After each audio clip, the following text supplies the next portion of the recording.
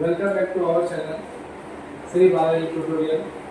आज हम आपको आपके लिए लेके आए हैं हिंदी मीडियम का थर्ड चैप्टर का एक नया टॉपिक। उस टॉपिक का नाम है जुड़वा।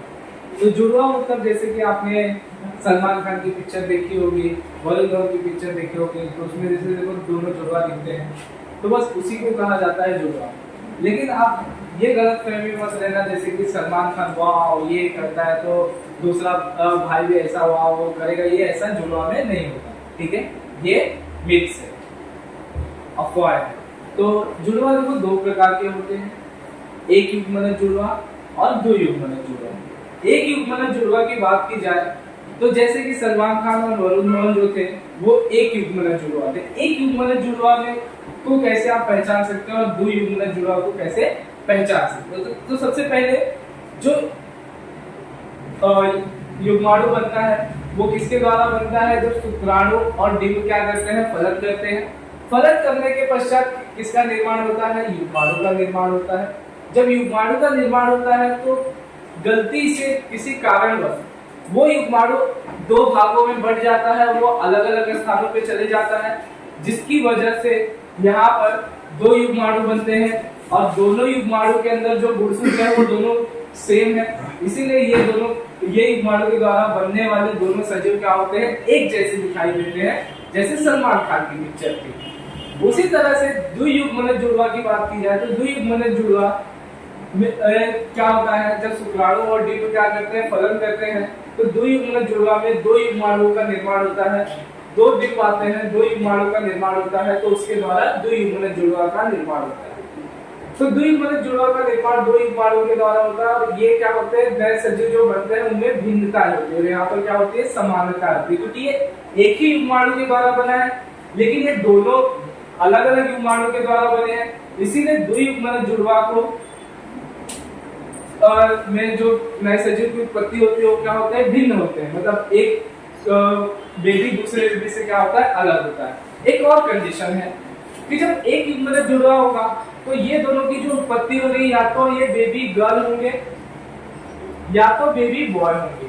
ऐसा नहीं कि एक बेबी बॉय एक बेबी गर्ल होगा, दोनों में से ऐसा नहीं होगा, या तो दोनों गर्ल होंगे या तो दोनों बॉय होंगे। लेकिन उसी के कंपेयर में द्वियुग्मनज जुड़वा की बात करूं तो यहाँ पर मे भी हो सकता है कि दोनों बेबी बॉय हो लेकिन दोनों का चेहरा भिन्न होगा। हो सकता है बेबी बॉय और बेबी गर्ल हो सकता है बेबी गर्ल और बेबी गर्ल, लेकिन ये दोनों का जो चेहरा होगा, शरीर होगा, वो दोनों से क्या हो सकता है? भिन्न हो सकता है। तो उसे कहा जाता है द्वियुग्मनज जुड़वा। तो इसी तो आप सभी को समझ में एक युग्मनज जुड़वा कैसे दिखाई देते हैं और द्वियुग्मनज जुड़वा कैसे दिखाई देते हैं। इसी तरह से यह हमारा जुड़वा का टॉपिक यहाँ पर समाप्त होता है। अगर आपको किसी भी तरह की डाउट होगा तो आप हमें कमेंट कर सकते हैं। Thanks. Welcome back to our channel Shri Balaji tutorial. आज हम आपको आपके लिए लेके आए हैं हिंदी मीडियम का थर्ड चैप्टर का एक नया टॉपिक। उस टॉपिक का नाम है जुड़वा। तो जुड़वा मतलब जैसे कि आपने सलमान खान की पिक्चर देखी होगी, वरुण धवन की पिक्चर देखी होगी, तो उसमें जैसे देखो दोनों जुड़वा दिखते हैं, तो बस उसी को कहा जाता है जुड़वा। लेकिन आप ये गलत फहमी मत लेना जैसे कि सलमान खान वाह ये करता है तो दूसरा भाई भी ऐसा वाह वो करेगा, ये ऐसा जुड़वा में नहीं होता। ठीक है, ये मिथ्स है, अफवाह है। तो जुड़वा देखो दो प्रकार के होते हैं, एक युग्मनज जुड़वा और दो युग्मनज जुड़वा। एक युग्मनज जुड़वा की बात की जाए तो जैसे कि सलमान खान और वरुण धवन जो थे वो एक युग्मनज जुड़वा थे। एक युग्मनज जुड़वा में को कैसे आप पहचान सकते हो और दो युग्मनज जुड़वा को कैसे पहचान सकते हो? तो सबसे पहले जो युग्माणु बनता है वो किसके द्वारा बनता है? जब शुक्राणु और डिंब क्या करते हैं? फलन करते हैं। फलन करने के पश्चात किसका निर्माण होता है? युग्माणु का निर्माण होता है। जब युग्माणु का निर्माण होता है तो गलती से किसी कारणवश वो युग्माणु दो भागों में बढ़ जाता है, वो अलग अलग स्थानों पे चले जाता है, जिसकी वजह से यहाँ पर दो युग्माणु बनते हैं और दोनों युग्माणु के अंदर जो गुणसूत्र है वो दोनों सेम है। इसीलिए ये युग्माणु के द्वारा बनने वाले दोनों सजीव क्या होते हैं? एक जैसे दिखाई देते हैं, जैसे सलमान खान की पिक्चर थी। उसी तरह से द्वियुग्मनज जुड़वा की बात की जाए तो द्वियुग्मनज जुड़वा क्या होता है? जब शुक्राणु और डिंब क्या करते हैं? फलन करते हैं। तो द्वियुग्मनज जुड़वा में दो युग्माणुओं का निर्माण होता है, दो डिंब आते हैं, दो युग्माणुओं का निर्माण होता है, तो उसके द्वारा द्वियुग्मनज जुड़वा का निर्माण होता है। तो द्वियुग्मनज जुड़वा का निर्माण दो युग्माणुओं के द्वारा होता है, और ये क्या होते हैं, नए सजीव जो बनते हैं उनमें भिन्नता होती है, और यहाँ पर क्या होती है, समानता होती है, क्योंकि ये एक ही युग्माणु के द्वारा बना है, लेकिन ये दोनों अलग अलग युग्माणु के द्वारा बने हैं, इसीलिए द्वियुग्मनज जुड़वा को में जो नए सजीव की उत्पत्ति होती है वो क्या होते हैं, भिन्न होते हैं, मतलब एक बेबी दूसरे बेबी से क्या होता है, अलग होता है। एक और कंडीशन है कि जब एक युग्मनज जुड़वा होगा तो ये दोनों की जो उत्पत्ति हो रही, या तो ये बेबी गर्ल होंगे या तो बेबी बॉय होंगे। ऐसा नहीं कि एक बेबी बॉय एक बेबी गर्ल होगा, दोनों में से ऐसा नहीं होगा, या तो दोनों गर्ल होंगे या तो दोनों बॉय होंगे। लेकिन उसी के कंपेयर में द्वियुग्मनज जुड़वा की बात करूं तो यहाँ पर मे भी हो सकता है कि दोनों बेबी बॉय हो, लेकिन दोनों का चेहरा भिन्न होगा। हो सकता है बेबी बॉय और बेबी गर्ल हो सकता है बेबी गर्ल और बेबी गर्ल, लेकिन ये दोनों का जो चेहरा होगा, शरीर होगा, वो दोनों से क्या हो सकता है, भिन्न हो सकता है, तो उसे कहा जाता है द्वियुग्मनज जुड़वा। तो इसी तो आप सभी को समझ रहा है एक युग्मनज जुड़वा कैसे दिखाई देते हैं और द्वियुग्मनज जुड़वा कैसे दिखाई देते हैं। इसी तरह से यह हमारा जुड़वा का टॉपिक यहाँ पर समाप्त होता है। अगर आपको किसी भी तरह की डाउट होगा तो आप हमें कमेंट कर सकते हैं। थैंक्स। तो अब हम देखने वाले हैं आधुनिक तकनीक द्वारा प्रजनन। तो आधुनिक द्वारा प्रजनन क्या होता है?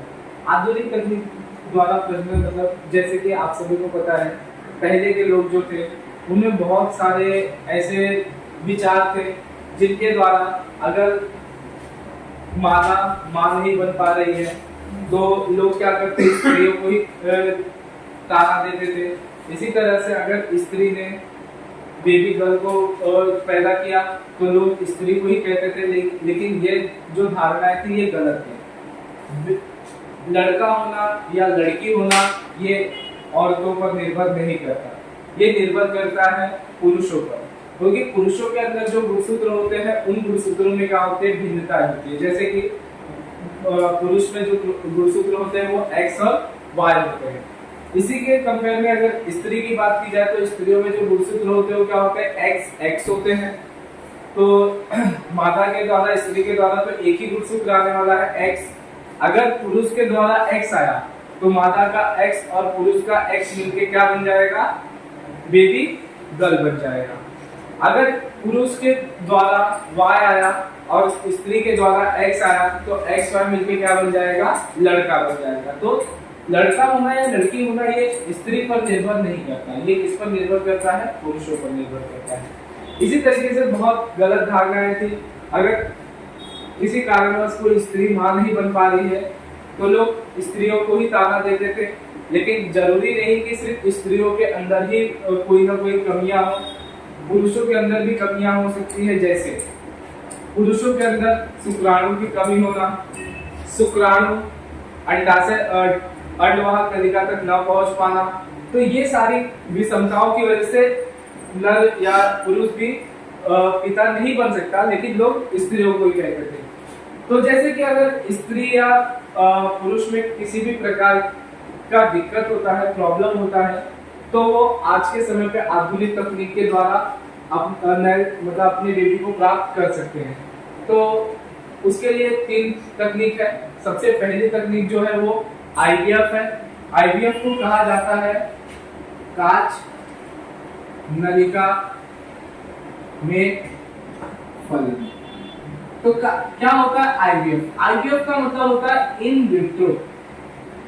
देखो, इन विट्रो का मीनिंग कहा जाए तो इन विट्रो का मीनिंग होता है ऐसी प्रक्रियाएं जो सजीवों के शरीर से बाहर की जाती है, उसे कहा जाता है इन विट्रो। और फर्टिलाइजेशन मतलब फलन। तो ये फलन एक टेस्ट ट्यूब के अंदर होता है, जिसे टेस्ट ट्यूब बेबी के नाम से भी जाना जाता है, कांच नलिका में फलन। तो टेस्ट ट्यूब के अंदर सबसे पहले क्या किया जाता है, किसी नर से शुक्राणु लिया जाता है और डिंब लिया जाता है मादा से, दोनों का फलन कराया जाता है।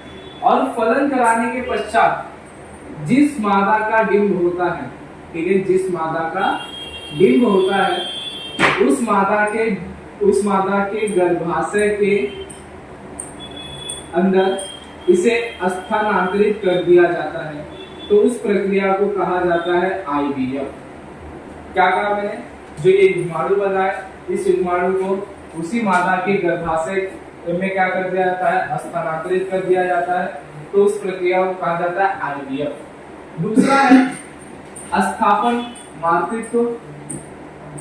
स्थापन मातृत्व, अगर स्थापन मातृत्व की बात की जाए तो ये एक ऐसी प्रक्रिया है जहां पर काच नलिका में फलन किया जाता है, लेकिन यहाँ पर जो युग्माणु बनता है, यहाँ पर जो युग्माणु होता है, इस युग्माणु को जिस मादा का डिंब होता है उस मादा के डिंब में इसको स्थानांतरित न करके किसी दूसरी मादा के डिंब में इसको स्थानांतरित किया जाता है।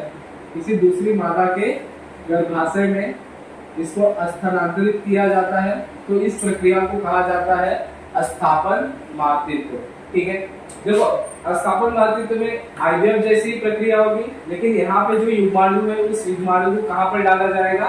किसी दूसरी माता के गर्भाशय में, और वो क्या करेगी? 9 महीने तक उसको रखेगी गर्भाशय में, अच्छा पालन पोषण करेगी, और बेबी बॉर्न करने के बाद जिन कपल का या जिन दंपति का बच्चा है उनको देकर उनके बीच में जो कॉन्ट्रैक्ट होगा वो कॉन्ट्रैक्ट साइन करके चले जाएंगे, तो इसे कहा जाता है स्थापन मातृत्व। तीसरा है वीर्य बैंक।